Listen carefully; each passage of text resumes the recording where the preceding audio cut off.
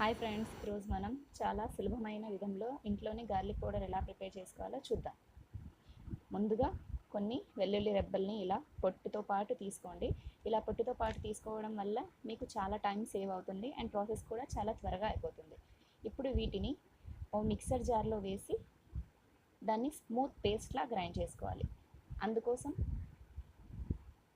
నేను ఇప్పుడు ఇందులోకి కాస్త వాటర్ వేస్తున్నాను.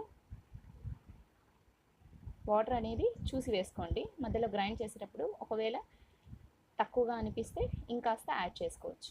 ఇప్పుడు దీన్ని ఒక స్మూత్ పేస్ట్ వచ్చేలా గ్రైండ్ చేసుకోండి. చూడండి, ఈ విధంగా ఈ కన్సిస్టెన్సీలో పేస్ట్ని గ్రైండ్ చేసుకోండి. ఇప్పుడు దీనిని వేరే బౌల్లోకి ట్రాన్స్ఫర్ చేసుకోండి. నెక్స్ట్ ఒక స్టీల్ ప్లేట్ తీసుకొని దాని మీద కాస్త ఆయిల్ని గ్రీస్ చేసుకోండి. వడియాలనేవి కింద తగలకుండా ఉండడానికి కోసం ఇలా నేను ప్లేట్ని ఆయిల్తో గ్రీస్ చేసుకుంటున్నాను. సో గ్రీస్ చేసుకున్న తర్వాత మనం ప్రిపేర్ చేసుకున్న పేస్ట్ని ఈ విధంగా వడియాల్లాగా స్ప్రెడ్ చేసుకోండి.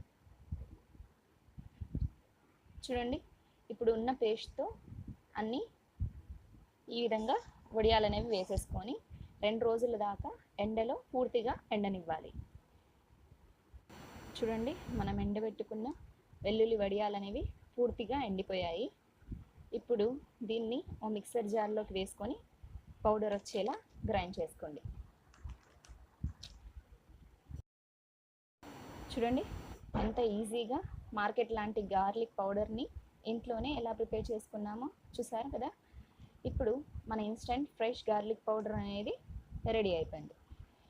ఇదే మనం మార్కెట్లో కొంటే రేట్స్ అనేవి కాస్ట్లీ ఉంటాయి. సో ఇంట్లోనే చాలా ఈజీగా ఈ విధంగా గార్లిక్ పౌడర్ని చేసుకొని ఓ ఎయిర్ టైట్ కంటైనర్లో 4 to 5 months వరకు స్టోర్ చేసుకోవచ్చు. దీనిని మీరు చికెన్ సూప్స్లో కానీ, పిజ్జా సీజనింగ్లోకి, పాప్కార్న్లోకి, స్నాక్స్లో గార్నిషింగ్ లాగా ఇలా మీకు గార్లిక్ని యూజ్ చేసే ప్రతి చోట దీనిని యూజ్ చేసుకోవచ్చు. ఈ వీడియో కనుక మీకు నచ్చినట్లయితే లైక్ చేయండి, మీ ఫ్రెండ్స్తో షేర్ చేయండి అండ్ ఇలాంటి మరిన్ని కొత్త వీడియోస్ కోసం నా ఛానల్ని సబ్స్క్రైబ్ చేసుకోవడం మర్చిపోకండి. సబ్స్క్రైబ్ చేసుకున్న తర్వాత సబ్స్క్రైబ్ బటన్ పక్కన ఒక బెల్ ఐకాన్ అనేది ఉంటుంది, దాన్ని క్లిక్ చేయండి. ఏమైనా డౌట్స్ ఉంటే కమెంట్ బాక్స్లో కమెంట్ చేయండి. Thank you for watching.